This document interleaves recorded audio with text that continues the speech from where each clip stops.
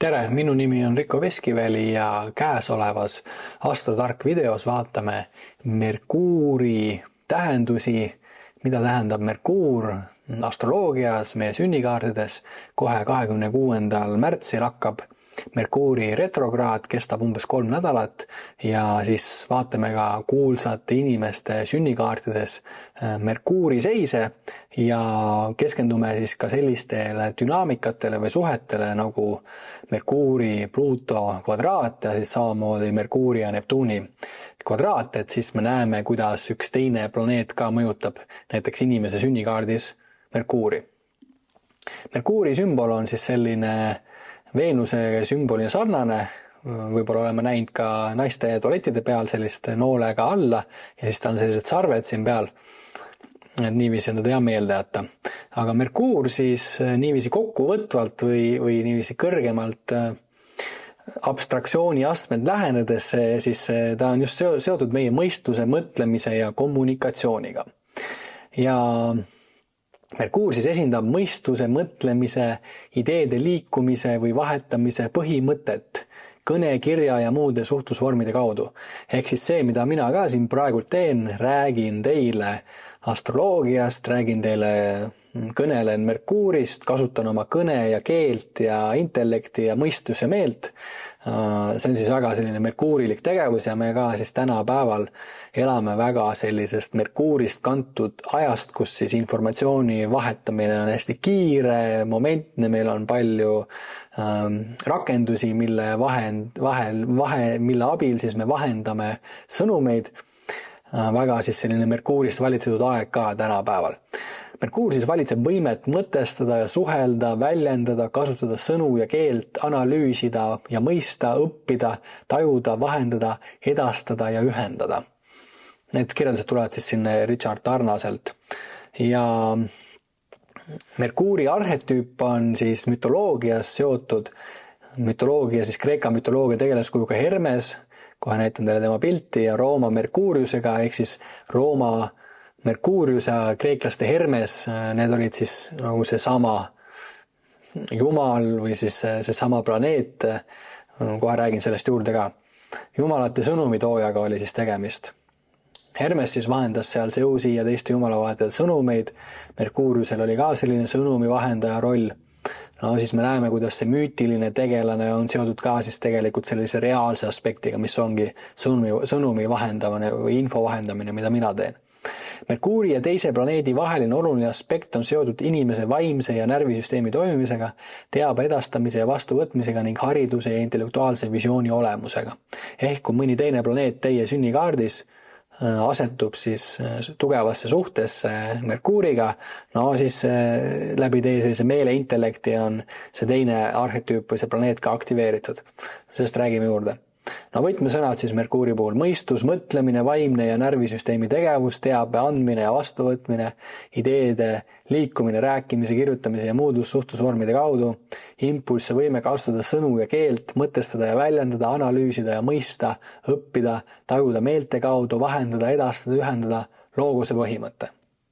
No siin siis 2 pilti alati näitan ka, kui keegi tuleb sünnikaardi lugemisele, siis alati tihti näitan Hermese ja Merkuuriuse pilte, sest kuskilt filmidest, multikatest paljud inimesed teavad seda. Ta oli siis see jumal, kellel jalgade küljes oli need tiivakesed, ta siis sai lennata, ta vahendas sõnumeid, liikus hästi kiiresti ringi, kuna siis Merkuur on ka kõige lähemal siis see päikesel asub planeet, siis tema see orbiit on ka kõige kiirem, et ta on taevas liikuvatest planeetidest kõige kiirema orbiidiga. Ma näitan teile ka siis seda, mis see siis tähendab siin, kui Merkuur siin siis päiksel lähedal, et siin eelmises videos ka ma natuke näitasin seda liikumist, ma täna seda nii palju ei keskendu, aga kuna ta on päikesel hästi lähedal, kõige lähemal asub planeet, siis tema see liikumine seal üleval on ka kiire. Ja noh siis samamoodi nagu kõne ja rääkimine ja meel ja mõte on kiire, siis samamoodi see Merkuur, et inimene mõtleb kiiresti, räägib kiiresti, vahendab infot kiiresti, info liigub kiiresti, samamoodi siis see Merkuur seal päiksel kõige lähemal ka siis niiviisi liigub kiiresti seal üleval. ja ma olen siis ka tegelenud rohkem siis põlisrahvaste tähetarkusega ja hiljuti siis siin just tegelesin natuke rohkem ka Anishinaabe ehk siis selliste Põhja-Ameerikas üks indiaani hõim. Ja ma vaatasin siis, mismoodi nemad nimetavad planeete. Et ma arvan, et see üks viis ka siit seda sellist astroloogia edasi arendada on ka minna tagasi siis ka näiteks nende loodusrahvaste juurde ja vaadata, mismoodi nemad nimetavad planeete. Siis Anishinaabe keeles on Merkuur, siis on Keji Batod Oshka Beviz. See, kes liigub kiiresti, sõnumitooja. Ehk siis need loodusrahvad ka nad pigem nimetavad siis planeete just nende selliste omaduste järgi. Ja nad teavad, et see liigub kiiresti seal taevas, kui pingsamalt Merkuuri jälgida, siis tegelikult näeb seda, et ta liigub üsna kiiresti seal. Ja kuna siis 26. märts on Merkuuri retrograad toimumas, see tähendab seda, et ta hakkab siis seal taevas, hakkab niiviisi taevas meile nähtavalt vastassuunaliselt liikuma maa pealt vaadatuna. Mis see siis tähendab? See tähendab siis natukene seda, et muidu kui ta liigub nähtavalt siit edasi, siis ta mingi periood siin liigub nähtavalt tagasi. Et see on see retrograadne liikumine, osad planeedid võtavad seal vahepeal siis sellised tagurpidi käike sisse ja see kestab siis tavaliselt umbes niiviisi 3 nädalat, natuke rohkem ja umbes 3 korda aastas. Ja siis umbes 20% inimestest on siis sündinud ka siis selle Merkuuri retrograadse, Merkuur retrograadis ajal. Ja üks selline iseloom siis võib-olla nendel inimestel, me siin vaatame ka siis selliste kuulsate inimeste sünnikaarte või näiteid, sünnikaarte nende puhul vähem, aga kellel on siis, kes on sündinud sellise Merkuuri retrograadi ajal. Seal seda võib siis ka niiviisi lühidalt öelda, et see on sissepoole pööratud geenius. Ehk siis nende see Merkuur, see nende mõistus, see töötab kuidagi vastassuunaliselt või kuidagi sissepoolselt rohkem. Vaatame seda edasi. Umbes 20% inimestest sünnib Merkuuri retrograadi ajal, nagu mainisin. Nende mõtlemine töötab teisiti. Nad seedivad informatsiooni sügavamalt, nendele see informatsiooni teemad, töötlevad ideid sisemiselt, esitavad neid siis kujutlusvõimelisemas vormis.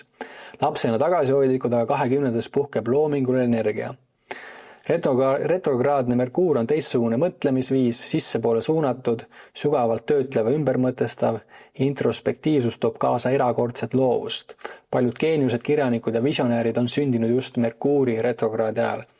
Ehk siis see 20% aastast, kus ta seal on 3 korda aastas, üle 3 nädala, et kui seal inimesed sünnivad siis selle perioodi sees, siis see ajavaim või see kvaliteet või see aja nägu, kuhu nad sünnivad, siis seal liigub see Merkuur vastupidi ja siis ka nende see mõistus on, või siis nende see mõistus, nende info, nende see intellekt, nende meel, kuidas nad kasutavad siis kõne ideid, et sellel on selline teatav sissepoole või selline teisiti või mingi teatav teistsugune nurk siis nende teemade pool. Ja siin vaatame mõnda näited, et Steve Jobs on siis sündinud Merkuur retrograadis, visionäärne kommunikeerija, kes muutis seda, kuidas inimkond tehnoloogiaga suhtleb. Jobs siis tuleb oma iPhone'iga välja ja siis tema need tehnoloogia esitlused, et see one more thing, et ta alati siis suutis niiviisi ülimalt filigraanselt ja ilusa keele kasutusega presenteerida siis tehnoloogia tulekut või tehnoloogiat ennast. Merkuur on ka seotud ka, ütleme, mõneti tehnoloogiaga. Siis iPhone kindlasti võib-olla üks kõige olulisemaid selliseid tehnoloogilisi samme, nutitelefonid, mis on siis sellise Merkuuri aja meile eriti tugevalt kohale toonud, et enne kui olid mobiiltelefonid, siis sai helistada, aga nüüd täna on meil kõiksugused sotsiaalmeedia äpid ja videokõned ja nii edasi. Ehk siis keeruline asi muudetud lihtsaks, ilusaks, selline keeruline asi nagu iPhone ja see, kuidas ta seda esitles, soovitan seda YouTube'ist vaadata ka, kui te ei ole vaadanud, et see on tõesti märkimisväärne ja üks hästi oluline sündmus ka siis sellises meie kui tsivilisatsioon suhtes siis Merkuuriga või tehnoloogiaga või sellise info vahendamisega. no siis Prince'i kuulus näide, et leiutas täiesti siis oma, sündinud ka siis Merkuur retrokraadis, leiutas oma siis sellise kommunikatsioonikeele täiesti. Noh, siis tema kasutas numbreid sõnade asemel, tema kuulsad laulud, siis I would die for you, siin nothing compares to you forever, mida ta siis veel tegi 1993, et ta mässas siis nende või noh, üritas siis oma võimu tagasi saada plaadifirmadelt, siis ta muutis oma nime üldse selliseks sümboliks. Muutis siis oma nime hääldamatuks sümboliks, et ta keeldus sellisest tavapärasest keelest või läbi oma siis sellise keelekasutuse, teistsuguse sissepoole pööratud keelekasutuse ta siis kasutas seda, elas läbi selle ja leidis seda oma siis seda olemust. No siis retrokraadne Merkuur kui olemasolev keel ei piisa lood enda oma või lood oma, et Prince'i puhul siis on väga hästi näha see. Merkuur retrokraadis tema elus, tema loomingus, no siis kui ta oma selle nime ära muutis, siis ka teda tunti kui artist formerly known as Prince või siis artist, keda siis eelnevalt või varem tunti nimega Prince. Ja vaatame siis edasi, siis muidugi võib-olla kõige kuulsam näide sellisest meisterlikust sõna ja kirja kasutamisest J.R.R. Tolkien, ka sündinud Merkuur retrokraadis, lõi siis terve maailma koos oma keeltega. Halbi, Sindari, Quenya, no kõik need aljate keeled siis Sõrmust isandast, seal need on reaalsed keeled, mida on võimalik ise ära õppida, seal on grammatika, seal on reeglid. Tolkien siis Merkuur retrokraadis, jälle selline sissepoole suunatud Merkuur, selline eriline, omapärane. Merkuur siis aeglane, põhjalik, monumentaalne, keeleline ülesehitus, mis kestab igavesti. No siis Sõrmust isand on üks kõige kuulsamaid tekste, muinasjutt, selliseid ulme või siis fantaasia kirjandusest. Et ka väga hea näide siis sellisest Merkuuri retrokraadist. Ja Madonna siis ka sündinud Merkuur retrokraadis, popkultuuri taasleiutaja, iga 10 uus identiteet, jälle selline taasleiutamine, uus kommunikatsioonistrateegia, sündinud siis retrokraadse Merkuuriga, pidev enese ülevaatus ja taasmõtestamine kui loominguline jõud, eks ka selline, et see Merkuur on kuidagi niiviisi vastupidine või see Merkuur siis on kuidagi teistmoodi töötab kui siis nagu ülejäänud inimestel see mõistuse, meele, see, kuidas sa vahendad infot, see, kuidas sa väljapoole siis oma kommunikeerid, et see on kuidagi, me näeme nende inimeste puhul tugevalt siis seda teatavat teistsugust Merkuuri puhul. No siis George Lucas sündinud Merkuur retrokraadis, kuulus mees, kes lõi siis Star Warsi universumi müütilise narratiivi, mis muutis filmikunsti, no peaks kuulsamaid siis ulmefilme või fantaasiafilme, retrokraadne mõtlemine, vanade lugude, Campbell, Kurosawa, Flash Gordon ümbertöötlemine täiesti uueks vormiks. Ehk siis George Lucas seal, Star Wars on palju seotud siis selliste Rooma impeeriumi sugemetega, kõik sellised kangelase müüdid, George Lucase näide ka siis päris hea. Ja vaatame siis nüüd juba konkreetsemalt mõningad sünnikaarte ka ja siis praegusel juhul siis toome siis ka Merkuurile juurde siis ühe teise planeedi, et see on ka mille najalt siis näiteks arhetüüpne astroloogia peamiselt töötab, ongi see, et sa võtad oma sünnikaardi lahti ja siis sa vaatad, et millistes suhetes siis sinul näiteks Merkuur on teiste planeetidega. Ja siis läbi selle sa saad ka siis rohkem teada enda sellest, kuidas sa kommunikeerid, kuidas sa infot vahetad, milline on sinu meel, intellekt ja nii edasi, et siin ma võin korra enda sünnikaarti näidata, et minul on siin Merkuur, Päikese, Jupiteri konjuktsioon. No see tähendab, et siis Merkuur on osa ka rohkem minu sellisest põhiolemusest, et ja Jupiter on siis ka selline laienemine, õpetajaks olemine.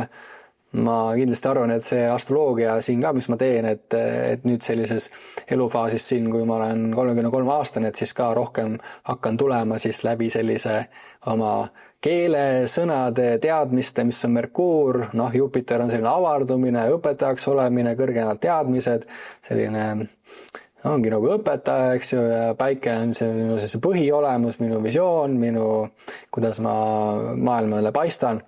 Ehk siis läbi selliste kombinatsioonide on võimalik siis aru saada, et mismoodi näiteks sinu Jupiter või kuidas näiteks sinu Merkuur toimib, eks. Ja siin Astrotark lehel siis saab oma sünnikaarti niiviisi mõnusasti vaadata, et siin all on siis kõik need kombinatsioonid kirjas, et siin teed siin näiteks päike konjunksioonis Merkuuriga lahti ja siis saad lugeda siit nii-öelda need potentsiaali ja need varjupooli.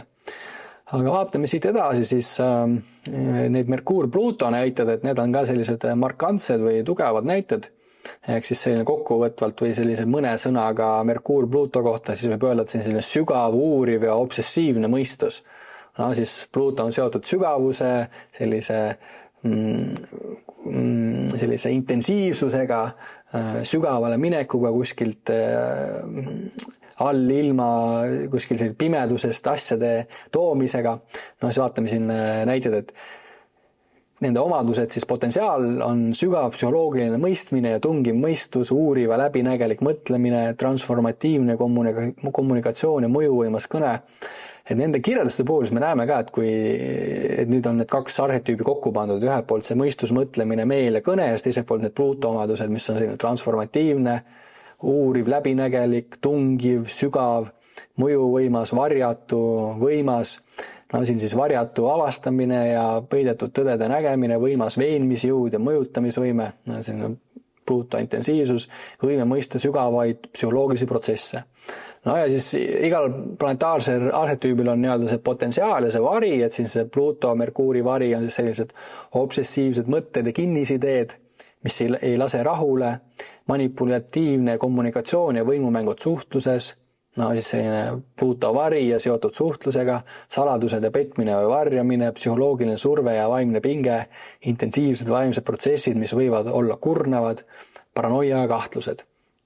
Ehk siis Merkuuri vari on see, et mõistus on liiga aktiveeritud, meel, mõte, Pluuto on siis seotud ka siis sellise intensiivsusega, intensiivne vaimne protsess, vaimne pinge, siis surve, kõik sellised Pluuto varjuteemad. Aga vaatame siin mõnes näideid, Oprah Winfrey, siis vaatame Oprah sünnikaart, temal on siis Merkuur ja Pluuto opositsioonis. No siis need sünnikaardid ma otsisin siit välja ka, vaatame siis seda siin reaalselt ka. No siin siis on näha, et Oprah'l siis sünnikaardis Merkuur ja Pluuto opositsioonis.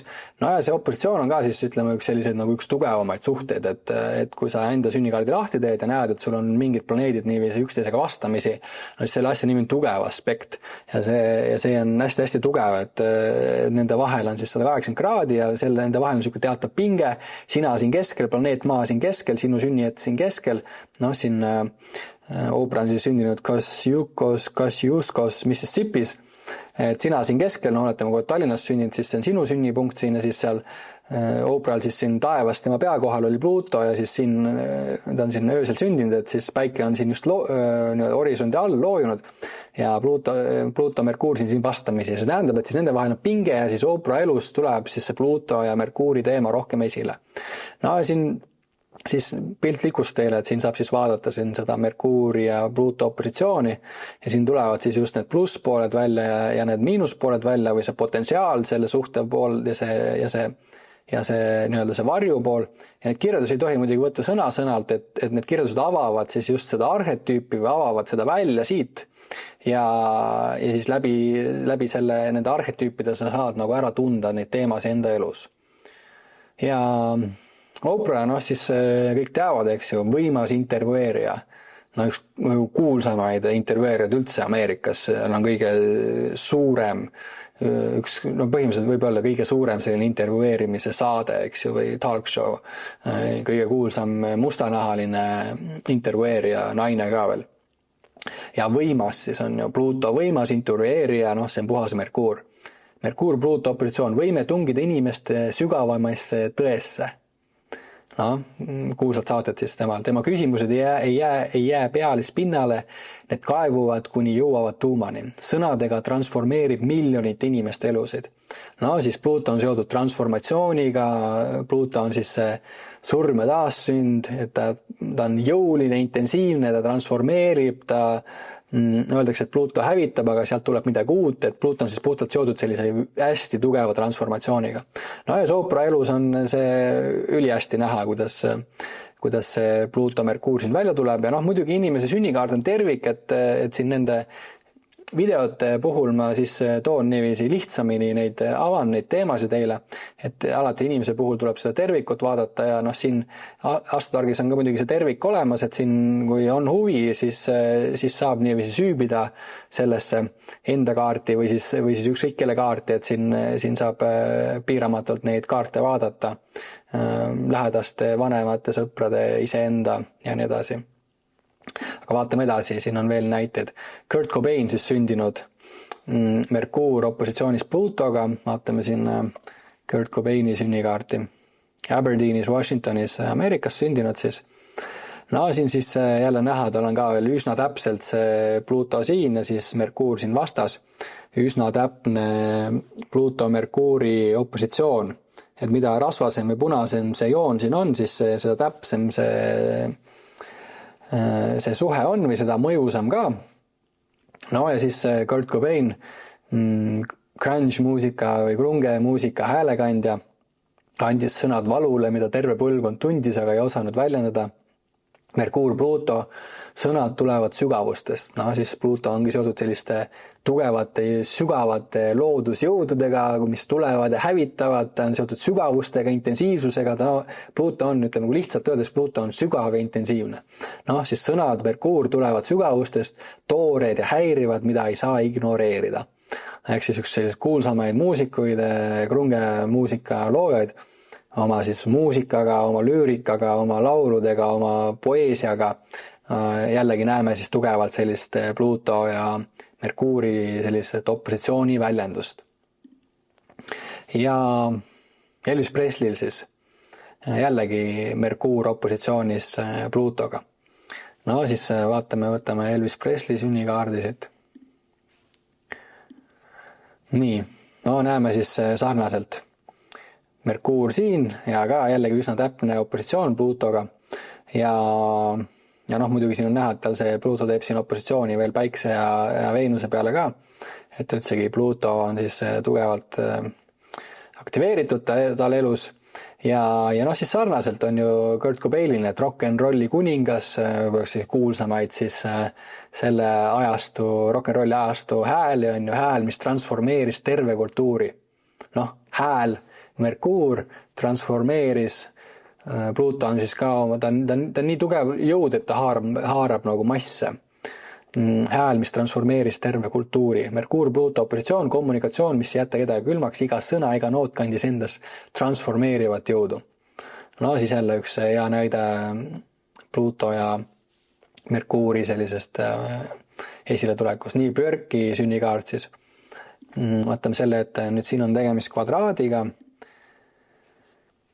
Ehk siis see kvadraat tähendab seda, et siis on 90 kraadi kahe planeedi vahel. Et ma siin teen natuke puhtamaks teile seda, siis on lihtsam vaadata. Et siin on siis Pluto siin taevas, Merkuur siin ja siis kui siin on selline lühem punane joon, siis selle asja nimi ongi kvadraat, see on tähendab taevas enda vahel 90 kraadi. On selline täisnurk siin, et Björk sündinud siin, Reykjavikis, Islandis ja siis taevas, see on ka selline geomeetriline reaalsus, et need geomeetrilised nurgad siin üles moodustavad selliseid harmoonilisi, matemaatilisi nurkvahesid või suhteid, eks. Ja siis 90 kraadi, see on ka selline tugev aspekt, see tähendab ka, et siis need kaks on omavahel tugevalt seoses. Ja siis Björki elus ka eksperimentaalne heligeenius, igal albumil uus maailm, igal albumil siis jälle uus transformeeritud mingi maailm loodud. Merkuur, Pluto kvadraat, mõtlemine, mis ei lepi tavapärasega, peab lammutama ja uuesti üles ehitama muusika kui transformatiivne jõud. Jälle siis näeme neid Pluto selliseid transformatiivseid, surm taassünd teemasid, eksperimentaalsus, midagi uut sünnib, midagi hävineb ja siis seotud jällegi laulu, muusikaga, kõik, mis on siis Merkuuri all. Nii, Franklin D. Roosevelt, siis kuulus Ameerika president, sündinud ka siis samamoodi nagu Björk, Merkuur ja Pluto kvadraadiga. siin siis on näha samamoodi see punane joon, 90 kraadi siis Merkuuri ja Pluuto vahel. No siis see kuulus oma kõnede poolest ja kuulus võib-olla üks kuulsamaid siis tema tsitaate: ainus, mida me peame kartma, on hirm ise. Merkuur-Pluuto kvadraatsõnad kui relv kriisi ajal, tema raadiokõned muutsid terve rahva meeleolu suure depressiooni ajal. Ja jälle siis selline sügavad sõnad, mis transformeerivad, sõnad, mis on võimelised läbi sellise oma sügavuse siis ka nagu tervendama või midagi uut esile tooma. No siis Pluuto ise on ka üsna hirmutav või selline karm planeet, et keegi ei taha surra, keegi ei taha kogeda Pluuto hävitavat jõudu.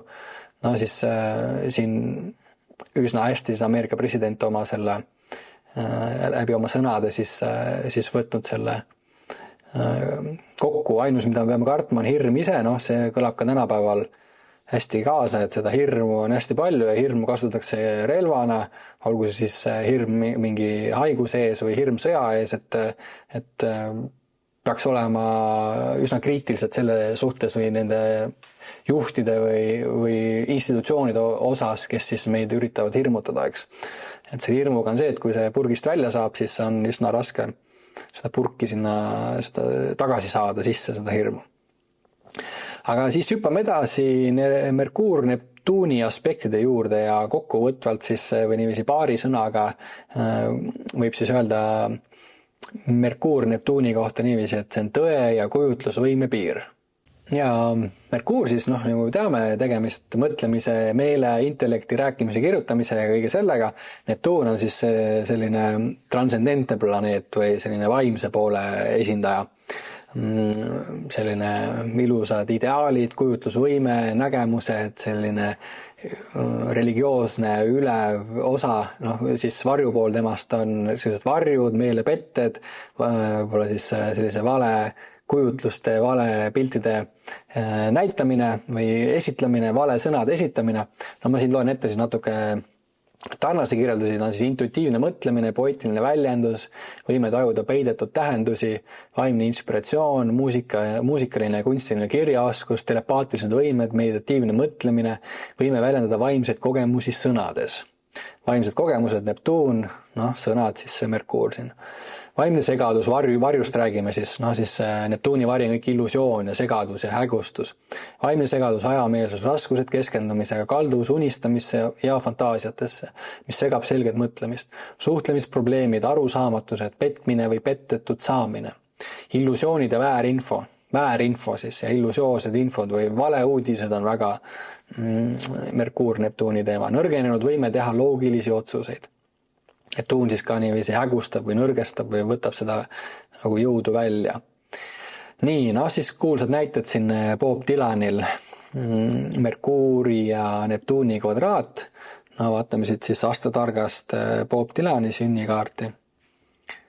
Nii, siin näeme siis Neptuun läheb talle siia Merkuuriga kvadraati. See punane joon siin, see tähendab, et siis need on omavahel tugevalt aktiveeritud tema elus, tema eluloos. Siin Bob Dylanil siis muidugi Neptuun läheb ka trigooni siia Jupiteri, Uraani eriti tugevalt ja siis ka Kuu ja Saturni peale. Siin alati siis tuleb muidugi tervikut vaadata, aga praegu keskendume selle Merkuuri peale. Siis Bob Dylan kõik teavad, võib-olla üks kuulsamaid siis seal 60-ndatest muusikuid. Nobeli kirjanduspreemia laureaat, muusikada tunnustati sõnade eest. Merkuur-Neptuuni kvadraat, krüptilised, poeetilised laulusõnad, mida saab tõlgendada lõpmatult. Siis tema mõned laulud Blowing in the wind, Like a rolling stone, All along the watchtower. Müstilised kujundid, mis jäävad alati avatud tõlgendusteks. Et Neptuun on siis selline müstiline, ta on selline ideaalne, ta on selline ülev, ta on seotud siis selliste nägemustega, poeesiaga, sellise kujutlusvõimega ja siis Merkuuriga koos, siis Bob Dylanil selline seis. No, siis võib-olla üks kuulsamaid, kui mõelda siis Neptuuni peale või siis Merkuuri peale või muusika peale.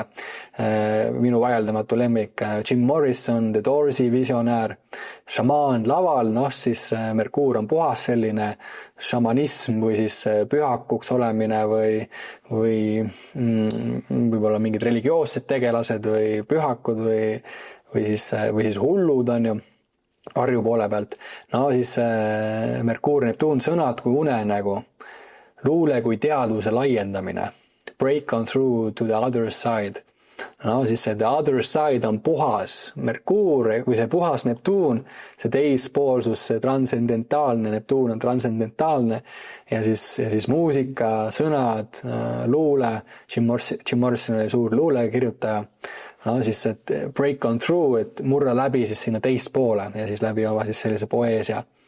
See suurepärane Merkuur kvadraadis Neptuuniga näide ja noh, kindlasti minu üks lemmikuid ka, et siin siis näeme Jim Morrisonil siis see punane joon siin, Neptuun läheb siia Merkuuri, teeb kvadraati, et jälle ja noh, samamoodi Bob Dylaniga on tal siis trigoon siis Neptuuni ja Uraani vahel. No sellesse teemasse hakkasin praegu süübima, aga üsna hästi see inimeste elud siis kumavad nendest sünnikaartidest läbi. Šamaan laval. Donald Trump siis, ka suurepärane näide siis võib-olla sellest Neptuuni nagu varju poolest rohkem. Sündinud siis Donald Trumpi sünnikaarti me oleme siin varem vaadanud ka teiste nurkadelt, aga vaatame siis uuesti siin temal siis Merkuur, Neptuun kvadraadis 90 kraadi. No fake news või vale uudised, et seda kuuleb siis selle mehe suust kogu aeg, eks ju. No siis Merkuur, Neptuuni varjupool, kommunikatsioon, kus tõe ja fiktsiooni piir on hägune. No vaata, kogu aeg mõtleme seda, et Trump veel ütles midagi, kas ta mängib nüüd seal mingit 3D malet või kas ta ütleb päriselt seda, mida ta mõtleb või mida ta kavatseb teha, seda keegi ei tea. Kogu aeg öeldakse, siin teised presidendid ütlevad, et ärge võtke siis Trumpi sõnu nagu sõna-sõnalt, või nagu tõsiselt kuidagi, et see tõe ja fiktsiooni piir on hägune, et selline alternatiivne tõde kui kontseptsioon. Neptuun lahustab Merkuuri faktide ja loogika struktuuri, ehk selline teatav maskeerumine, Neptuun on ka siis oma varju poolt selline illusoorne või selline hägustav, no ja siis sõnad, Merkuur, no Donald Trump on võib-olla ideaalne näide siis, kuidas siis sellist teha sellist kommunikatsiooni, kus me ei saa tegelikult aru, et mis tema nagu see eesmärk on või ta on õppinud siis oma selle kommunikatsiooniga siis saama kuidagi viima inimesi olukordadesse, kus ta siis saab nii-öelda selle upper handi või sellise üleva positsiooni. Suurepärane näide siis Merkuur Neptuuni kvadraadist. No Jack London, kuulus näide, seiklusjuttude meister, valge kihv, kõik teavad, kutse loodusesse, Merkuur Neptuun siis, noh, kirjanik, eks ju, elavad unenäolised maastikud sõnades. No siis unenäolisus, selline ideaalses, selline fantaasia, kujutlusvõime, see on kõik Neptuun. Ja siis lugeja transporditakse teise maailma, Neptuuni puhas väljendus. No, ma hakkasin seda Jack Londoni sünnikaarti võtma, aga tal on ka siis seal see Merkuur, Neptuun koos. Noh, kokkuvõtvalt siis, et tahtsin selle video teha sellepärast, et siin nüüd, millal see on, nädala aja pärast ja 6 päeva pärast hakkab siis Merkuuri retrograad 26. veebruarist kuni 20. märtsini, natuke rohkem 3 nädalat. Merkuur hakkab taevast tagurpidi liikuma, see tähendab seda, et võib-olla see kommunikatsiooniteemad võivad olla natuke raskendatud või inimeste vahel on sellised arusaamatused või siis see jumal, kes siis vastutab või see planeet, kes vastutab siis meie meele, intellekti, kommunikatsiooni, info vahendamise ja nii kõige selle vahel üle, et tema liigub vastupidises suunas. No see võib tähendada siis, et selles teemas siis asjad ei voola nii, nagu ta peaks, vaid nad voolavad vastassuunas, et see ei ole muidugi halb ega hea, vaid et selle osas, kui me oleme teadlikumad, siis me saame seda aspekti oma elus niiviisi tähelepanelikumalt jälgida. Merkuur üksi on neutraalne tööriist, mõistus, mis töötleb ja edastab, aga aspektid teiste planeetidega annavad talle ise loomu ja suuna. Sellega just tegeleb arhetüüpne astroloogia ja siis ka see astrotark, eks, et siit on võimalik siis vaadelda enda Merkuuri suhteid ja näha, et milline siis see sinu Merkuuri iseloom ja suund on. No retrokraadis on ta siis sissepoole pööratud, tal on mingi teine käik, tal on mingi teine suund, tal on mingi teine kvaliteet, teinekord geeniuslik või selline omapärane, mitte nii nagu kõik teine kommunikatsioon, vaid selline eriline. Pluutoga koos on siis ta mõistus, mis tungib sügavustesse, sest Pluuto on sügavuse intensiivsus. Neptuuniga koos on ta siis mõistus, mis lahustab piirid või sõnad, mis lahustavad piirid või sõnad, mis on transcendentsed või sõnad, mis on hästi ideaalsed või sõnad, mis on kujutlusvõimelised. Et igas arhetüüp kannab endast sellist välja ja siin muidugi saab vaadata Merkuur Marsiga, Merkuur Jupiteriga, Merkuur Saturniga, Merkuur Päikesega, Merkuur Kuuga. Igal ühel oma suhted, ma need kõiki hakkan siia tooma, sest et need on sellised ühed erilisemad, millest on võib-olla sellised häid näiteid tuua. Ja sinu Merkuur näitab, kuidas sinu mõistus töötab, mitte kas see on hea või halb, vaid milline on sinu ainulaadne viis maailma mõtestada. Vaata siis oma Merkuuri aspekte astrotark.ee, siit saad siis 7 päeva tasuta proovida eestikeelne astroloogia tarkvara, siin saad registreerida, õppida tundma siis enda Merkuuri. Aga oleme siis valvsad Merkuuri retrokraadi üle, saame rohkem teada siis sellisest kiiresti liikuvast sõnumivahendajast, kes seal ümber päikese kiiresti liigub, esindab meie meelt, mõtet, infot, rääkimist, kirjutamist. Mul hea meel, et oled kanali jälgija ja kohtumiseni siis juba järgmine nädal järgmises astroloogilises videos. Tšau!